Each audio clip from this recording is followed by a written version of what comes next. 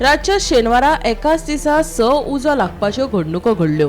खांडोळाच्या सरकारी महाविद्यालया लागसारच्या तणाक उजो लागलो। खोल्ले म्हापसा हांच्या प्रभू इमारती लागसारच्या सुक्या तणाक सांजवेळार उजो लागलो। बेतकी वाठारात सांजवेळार सुक्या कोयराक उजो लागलो। सुल्ला वाठारांतल्या सरकारी शाळे लागसार सुक्या तणाक उजो लागलो। तशेंच शिरसय कोमुनिदाद हॉला लागसारच्या तणाक उजो लागलो।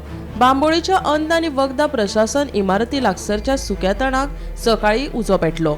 मजगती आगरवाड्याच्या लक्ष्मी ट्रेडर्स व मंदार पोके हांच्या हार्डवेअर दुकानात शेनवारा सांजवेळार उजो लागलो। वेळार उजो नियंत्रणात हाडून ल्हान लुकसाणाचेर निभावले।